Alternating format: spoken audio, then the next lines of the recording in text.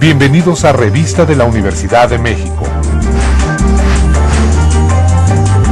¿Qué tal? Como siempre los saludamos aquí en Revista de la Universidad de México. El día de hoy vamos a hablar de periodismo y para ello estará con nosotros José Luis Martínez, director del suplemento Laberinto.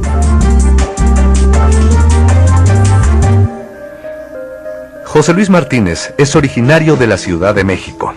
Con una trayectoria de más de 30 años en el periodismo, ha colaborado en publicaciones de diversa índole, revistas eróticas, diarios deportivos y suplementos culturales.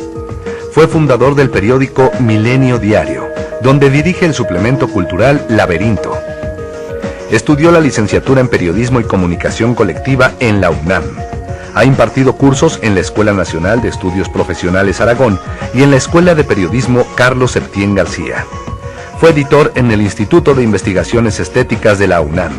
Es coautor del libro De la Región al Mundo y autor de La Vieja Guardia, protagonistas del periodismo mexicano.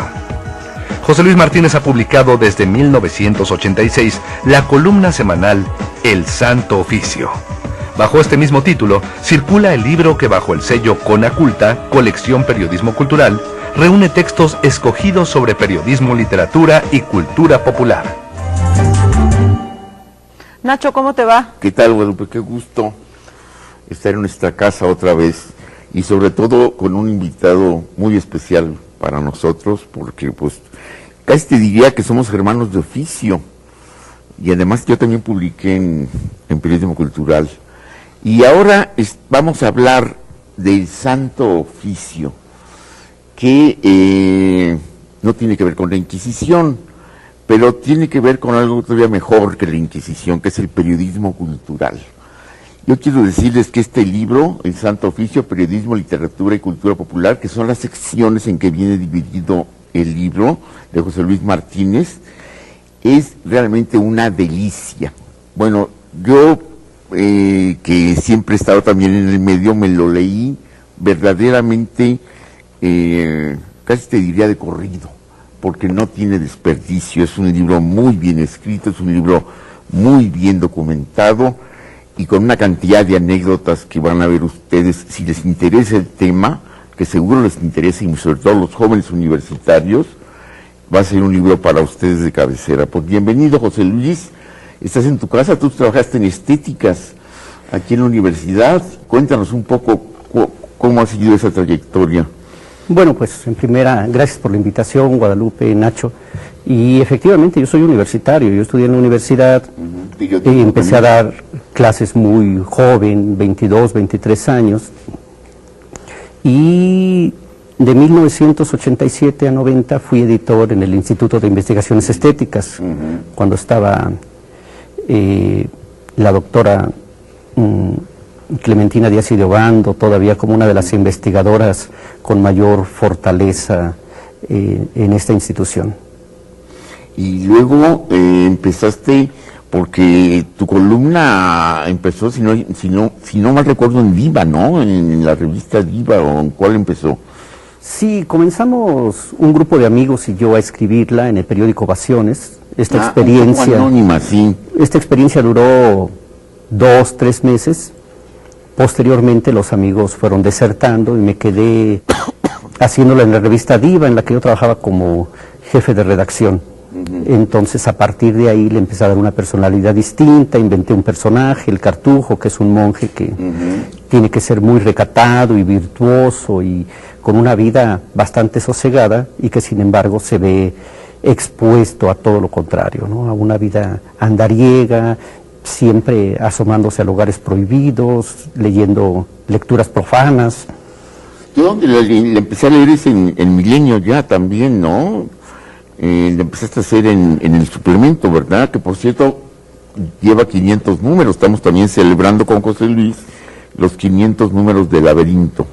Sí, son 500 números de este suplemento, aunque en realidad yo la columna la comencé a publicar en la revista Milenio Semanal y ahora la publico en el suplemento Milenio Dominical. Siempre he querido separar un poco del trabajo en Laberinto. Allí es donde la he visto. Y me invitaron Andrés Ruiz y y Horacio Castellanos Moya a continuar este ejercicio que había suspendido durante el tiempo que trabajé en la UNAM, donde solamente mi actividad periodística estaba concentrada en un suplemento del Nacional llamado Lecturas, donde hacía yo corrección y reseñas básicamente. Antes habías escrito otro libro también dedicado a diversos periodistas del escenario mexicano, ¿no? Sí, es un libro que se llama La Vieja Guardia, sí. Protagonistas del periodismo mexicano, una especie de homenaje al título de Carballo, y son una serie de viñetas, de perfiles sobre algunos periodistas, acompañados con un ejemplo de lo que escribieron, de su trabajo. Y esto es una especie, casi en su totalidad, no todo, de devocionario de alguna gente que a mí me ha admirado mucho, tanto por su trabajo como por su manera de ser, su trayectoria. Hay un caso que me admira y me sorprende como periodista, pero que no me admira para nada su condición humana, que es Carlos de Negri, sí. Un periodista excelente, un maestro al que reconoce en gente como Enrique Lubet, como Manuel Mejido, pero que éticamente dejaba mucho que desear. Sin embargo, su trabajo es extraordinario, sus reportajes internacionales, él hablaba varios idiomas, su entrevista con Martin Luther King, en fin, yo creo que es un libro que trata de rendir homenaje a algunos maestros del periodismo mexicano, muchos de los cuales yo tuve oportunidad de tratar en mis comienzos, pero que, como sucede siempre con todas las personas que uno tiene tan cerca, piensa que siempre van a estar ahí, que nunca van a desaparecer, y jamás los entrevisté. Yo trabajé con Renato Leduc mucho tiempo, con Pedro Campos Ramírez, conocí muy de cerca a Martínez de la Vega, pero pensé que iban a estar para siempre, y este libro trata de rescatar algunas de esas cosas que conocí de ellos. Perdón. Periodistas de la vieja guardia, ¿no? Porque ahora, sí, ahora los periodistas se hacen de otra manera, ¿no? ¿Cómo has vivido tú ese desarrollo de los periodistas de antes, que pues casi se hacían en la redacción, en la calle? En cambio ahora pues vienen de escuelas ya dedicadas al periodismo. Sí, yo creo que ahí Nacho también tiene mucho que contar. Ha sido extraordinario, porque yo llegué al periodismo cuando todavía se usaba el sistema caliente, que era el plomo derretido en los linotipos. Muy poco tiempo después comenzaron los composers, y que sacaban páginas que se iban recortando en las columnas correspondientes y armándose sobre machotes. Y a partir de los 90, en mi caso, pues empezar a tratar de meterme al mundo de la computación, y muy recientemente las redes sociales y todo, en las que no soy muy adicto, pero pues el cambio ha sido enorme, ¿no? En otro momento implicarían siglos. Sí.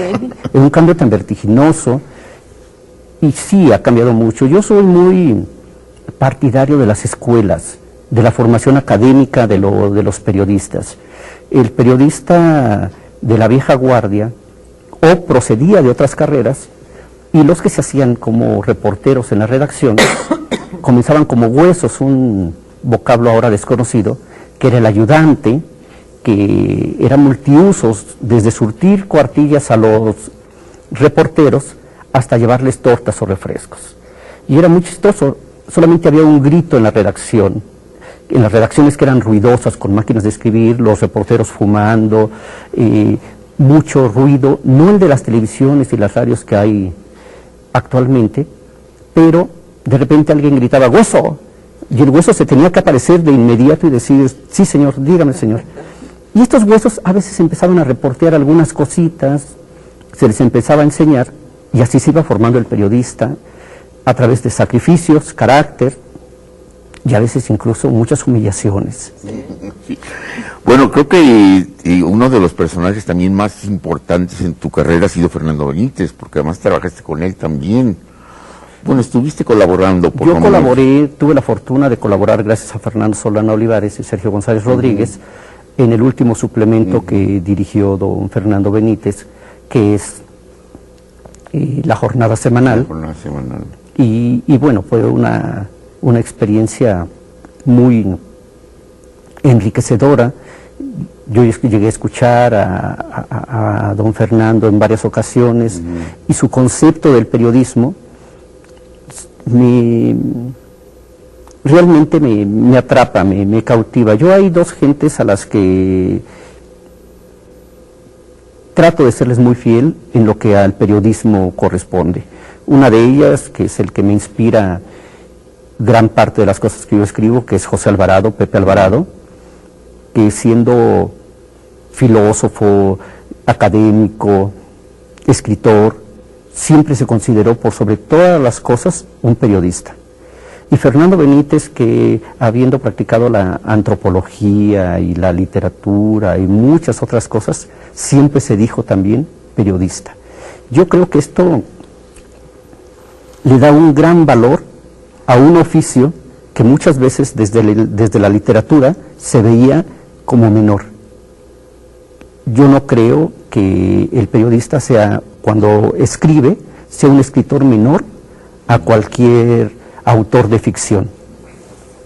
Simplemente sus elementos son otros, no ficciona, sino trabaja con la realidad, pero la calidad escritural, en el caso de Benítez, en el caso de José Alvarado y de muchos otros de la vieja guardia. Renato del Leduc.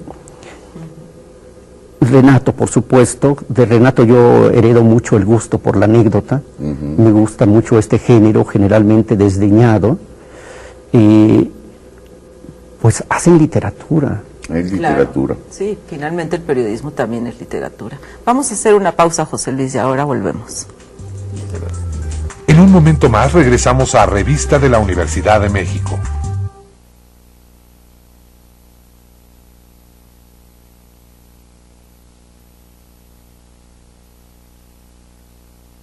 Ya estamos de regreso en Revista de la Universidad de México. Ya estamos de regreso en Revista de la Universidad de México. Estamos conversando con José Luis Martínez, periodista, y antes de continuar con esta conversación, vamos a ver una cápsula que nos preparó Mauricio Molina sobre José Guadalupe Posada.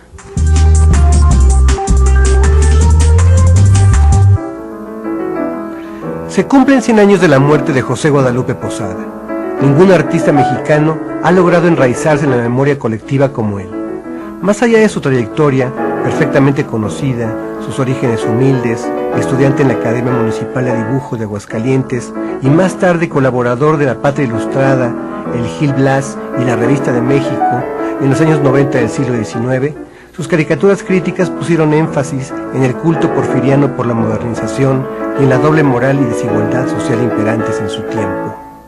Heredero de una rica tradición de caricaturistas decimonónicos, Posada hizo suyas técnicas y estilos muy diversos, hasta el descubrimiento de las calaveras, entidades míticas que surgen triunfantes de nuestro pasado prehispánico y que actuaban como un espejo de la vida. Con ellas, Posada ilustró crímenes, leyendas de aparecidos y corridos. Ningún artista plástico de nuestro país había logrado pasar de la caricatura al gran arte como Posada, o bien de hacer de la caricatura un instrumento para explorar nuestro inconsciente colectivo. Las calaveras en Posada son una constante y un enigma en su obra, algo que hoy nos parece muy común. En su momento fue un verdadero hallazgo que hizo de nuestro artista un visionario, al grado que ni la caricatura ni la plástica mexicana posteriores a su muerte podrían pensarse sin su huella. Su presencia constante en El Hijo del Aguizote, periódico donde colaboraban los hermanos Flores Magón, nos permite observar su tendencia hacia el anarquismo. Crítico del gobierno de Madero y de las campañas de Zapata, su trabajo se dirigía más hacia la prensa que leían los trabajadores y poseía una conciencia crítica con la que arremetía contra quienes detentaban el poder, ya fueran dictadores o revolucionarios. ¿Acaso padeciera, como su contemporáneo Ramón López Velarde, de una íntima tristeza reaccionaria? Murió el 27 de enero de 1913, tan humilde como había nacido. Alguna vez escribió: la muerte es democrática ya que a fin de cuentas, güera, morena, rica o pobre, toda la gente acaba siendo calavera. Bueno, pues continuamos en uno de los temas más apasionantes que puede haber en el género literario, porque, como bien decía José Luis hace un momento, un buen periodista es un buen escritor, ante todo tiene que ser eso. Simplemente basta mencionar nombres clásicos como Norman Mailer, como García Márquez. Y bueno, estábamos hablando del Santo Oficio, un libro que me permito recomendarles ampliamente para que vean ustedes lo que es el periodismo en su sentido más literario. Y hablábamos de Fernando Benítez, que fue un maestro para José Luis, y quien, nomás para que se den así un pequeño agasajo con esto, en algún momento en su clase que daba de periodismo en ciencias políticas, empezó a hablar sobre la noticia, y por cierto ahí es donde dice, menciona lo del hueso. Entonces Benítez comenzó su curso explicando la nota informativa. Alguien levantó la mano, nos faltan los alumnos que siempre protestan, para enmendarle la plana. No, don Fernando, este semestre nos toca reportaje. Ah, contestó Benítez. Así que este grupo ya domina la nota informativa. Y entonces Benítez les siguió hablando de la nota informativa, que también es el reportaje, obviamente. Y le dijo algo que me parece que es una lección que nunca hay que olvidar. Dice, Benítez se refería a Kipling, que también fue un gran periodista, por cierto. Dice, tengo 5 honrados servidores. Para los jóvenes universitarios que estudian periodismo, esto puede ser muy importante.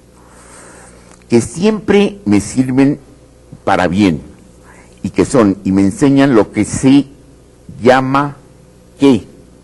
Mataron al Papa, ok. ¿Cuándo? Ayer, muy bien. ¿Quién? Un ateo. ¿Dónde y cómo? En el Vaticano, con un puñal. Bueno, no sé, pero y hablábamos de lo que le gusta a José Luis, la anécdota. Yo que también trabajé mucho en el periódico, sobre todo en Excelsior, muchos años, hay una anécdota preciosa que me contaba quien dirigía la sección de sociales. Un día mandaron a una periodista joven, a cubrir una nota de una boda en un yate en Acapulco. Y regresó muy triste. ¿Por qué? Porque se hundió el yate. Entonces no tengo nota. Sí. Cuando que la nota era el hundimiento del yate. Bueno, José Luis, y como eso está lleno tu libro, porque además, como les decía, trae periodismo, literatura y cultura popular. Dentro de literatura hay anécdotas espléndidas, tu nota de Tennessee Williams no tiene desperdicio, en fin, todas ellas. La de Juan Rulfo. La de Juan Rulfo. Y su pelea con Juan José Arreola, ¿no? Es también maravillosa esa anécdota. ¿Hay alguna otra? A mí me gusta mucho la entrevista que le hace Carlos Landeros a Salvador Novo. Sí. Cuando le empieza a preguntar de los jóvenes poetas, menciona a José Emilio Pacheco, a Rosario Castellanos, a Jaime Sabines, le empieza a preguntar muchas otras cosas, y de repente Landeros le dice a Novo, pero usted novela ya no escribió, ¿verdad? Y Novo le responde con esa ironía que siempre tenía, no, como ya me voy a morir. No, eso lo dejó callado, decir, bueno, pues ¿por qué no? Mientras hay vida hay oportunidad de hacer cosas. Bueno, hay muchos personajes cuya vida creo que se comprendería mejor si conociéramos esos pequeños detalles que las nutren. Todas las vidas están llenas de anécdotas.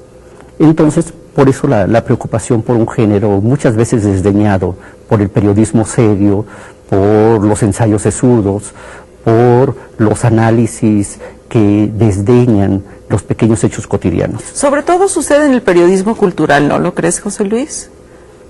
Sí, de repente se cree que la nota solamente tienen que ser, con todas las comillas del mundo, grandes acontecimientos. Algo que yo he sostenido siempre que doy clases de periodismo es que no existen ni fuentes menores ni hechos pequeños, como lo que contaba ahorita Nacho. Todo es susceptible de escribirse con agudeza, si se observa, si se aguzan bien los oídos. Kapuczynski hablaba de los 5 sentidos del periodismo.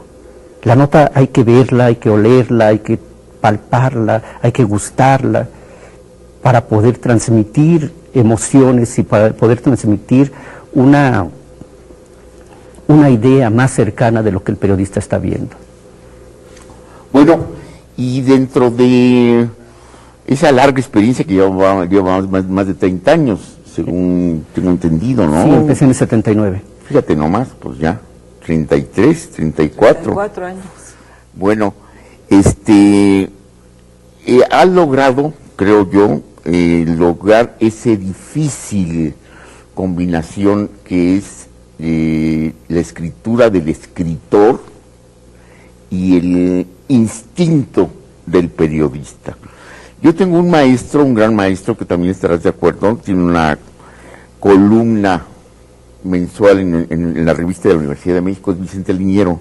Por supuesto. Vicente Liñero es un maestro verdaderamente maravilloso en el terreno periodístico y es un ejemplo de lo que estás diciendo. Yo de veras me asombré, les confieso, con el Santo Oficio, esta columna que ha popularizado José Luis Martínez y que ahora sí lleva el nombre ahora el libro lleva su nombre, porque además de todo, sí creo que lo hay, y lo hay en ti especialmente, y eso es un gran aprendizaje para quienes estudian periodismo, que es el oficio. El oficio, la escritura.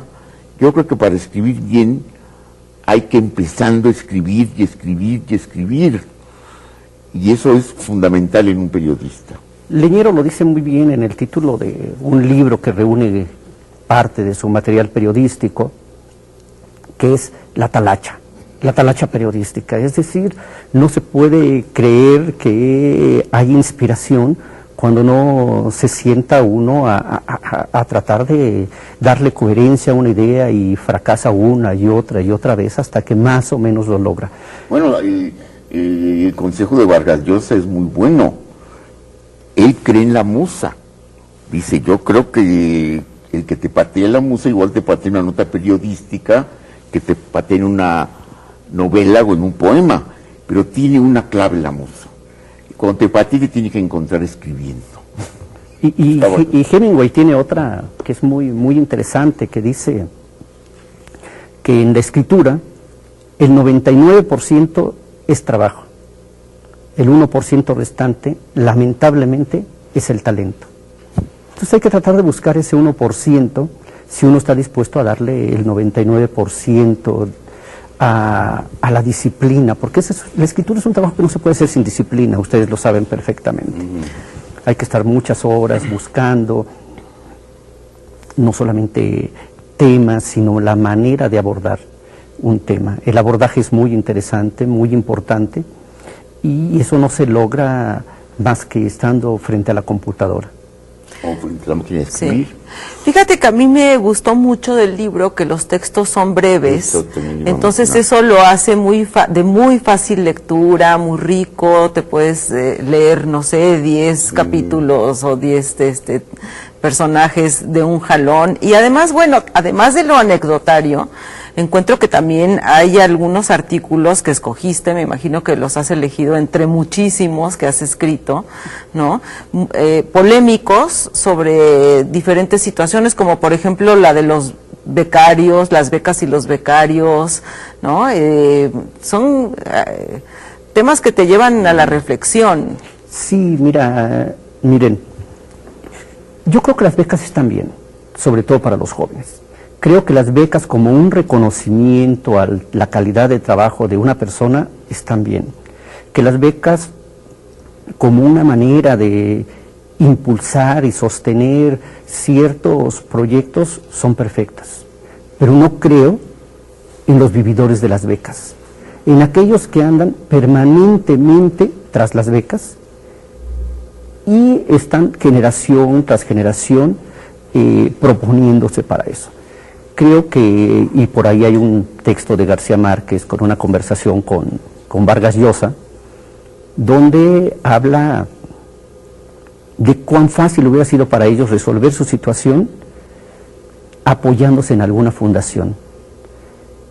Y sin embargo, lo dice textualmente García Márquez, tuvieron que trabajar mucho, partirse el lomo para poder vivir de su trabajo, de su escritura. Y Faulkner dice otra cosa muy importante, que para él nunca se había hecho hasta ese momento ninguna obra importante apoyada por una fundación, y que el escritor, porque el periodista tiene su sueldo asegurado por lo regular, pero el escritor nunca sabe qué tan duro puede ser, cuánto puede soportar si realmente es un buen escritor, y que un buen escritor no necesita más que un lápiz y un poco de papel. Pues sí. Oye, pues qué gusto, nos vamos a tener que ir. Sí, se nos termina el tiempo muy rápido. Pero José volvemos Luis. a recomendarles El Santo Oficio, Periodismo, Literatura y Cultura Popular, un libro de veras delicioso de José Luis Martínez, y volvemos a felicitarlo por sus 500 números de Laberinto. Felicidades, José Luis. Muchas gracias, Nacho. Guadalupe. Gracias por haber estado aquí. También queremos decir que tenemos un ejemplar del libro del Santo Oficio para las primeras personas que se comuniquen a nuestro correo electrónico, nada más uno, pero pues ahí los esperamos, ¿verdad? Que nos escriban. Muchas gracias por estar con nosotros. Nos vemos la próxima semana aquí en Revista de la Universidad de México.